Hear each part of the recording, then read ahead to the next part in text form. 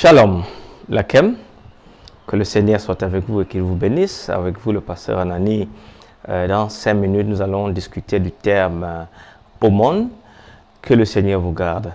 Alors, aumône, ici, selon Deutéronome chapitre 15, verset 11, l'aumône avait une place et un rôle important dans la vie juive. Et surtout lorsque l'écart entre les classes devenait considérable. Le monde est à rattacher à la compassion de Dieu. Si l'on considère son acception grecque, elemosunei, qui signifie pitié, miséricorde. Le terme aumône, dans son aspect hébraïque, à savoir faire le monde, c'est d'abord user ou montrer de la compassion envers les pauvres, souvent avec une promesse de prolongation de bonheur.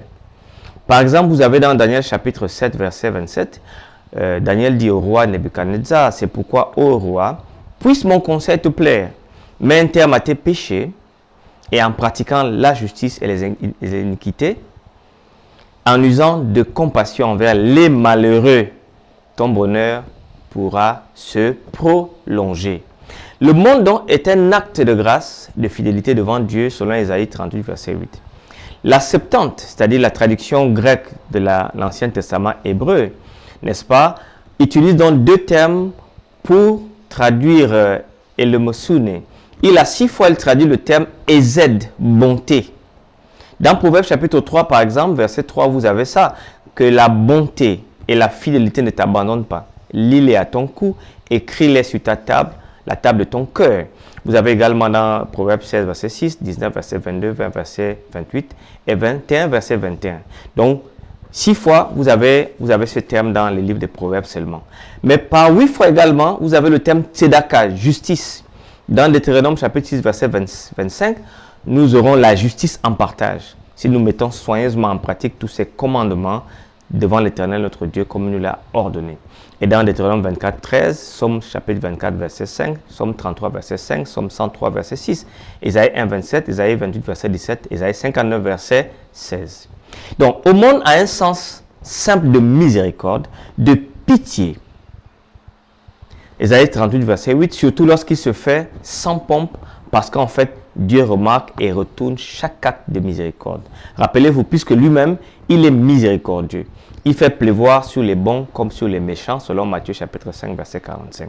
Le monde donc rétablit non seulement l'équilibre, mais c'est un moyen de rétablir la justice que Dieu veut sur terre, donner à tous les êtres ce dont ils ont besoin, en dépit, n'est-ce pas, des nombreux mendiants que renfermait l'Orient. Le terme donc fait partie des actes de bienfaisance, des sortes de bienfaits. Acte chapitre 10, verset 2, Acte chapitre 24, verset 17, d'où son sens secondaire, à savoir la bienfaisance elle-même. Le monde est une sympathie, une charité, un acte concret de compassion dans le Nouveau Testament. Cette activité bienveillante envers les pauvres se manifeste pas en parole, mais par des dons, des donations ou par des aumônes. C'est cela qu'on appelle charité dans Matthieu chapitre 6, verset 2.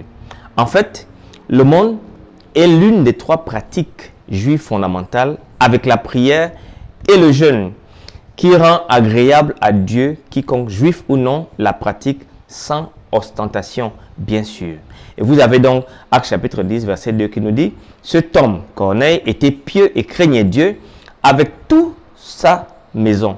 Il faisait beaucoup d'aumônes au peuple et priait Dieu continuellement. » C'est un acte, n'est-ce pas, de culte qui purifie. Jésus a donné un jugement favorable parce qu'il pratiquait lui-même le monde. Mais il exigeait que ce soit une aumône interne d'abord. Donnez plutôt en aumône ce qui est dedans et voici, toutes choses seront pures pour vous. Jésus pratiquait le monde parce qu'il commandait de donner quelque chose aux pauvres. Et rappelez-vous, il y avait toujours des débats sur ça. Pourquoi ne pas donner moins ou plus? Alors, c'est pour cela qu'il exige à chacun de nous. C'est dans cet esprit que l'Église primitive mettait tous les biens en commun. Acte chapitre 6 nous montre comment ils ont organisé. Paul même entreprend la collecte des fonds par des églises plus nanties en cas de catastrophe.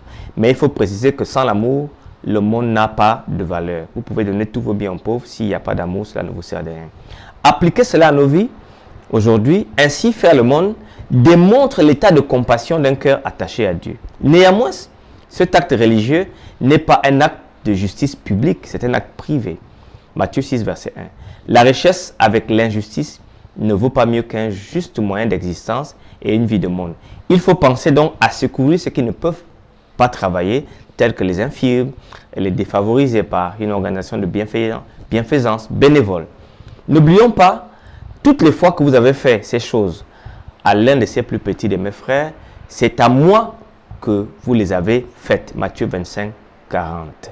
Chers amis, dimanche à 19 h, temps universel à l'heure de l'Afrique centrale, nous allons avoir un entretien avec Cheikh Baboulak depuis le Canada, la Trinité, mythe ou réalité en live à Facebook, sur mon compte YouTube et Twitter. Nous allons avoir en direct un Facebook. Connectez-vous, mais également restez connectés le matin vers 13 h parce que dimanche et le même dimanche, nous allons discuter du terme important de l'autel.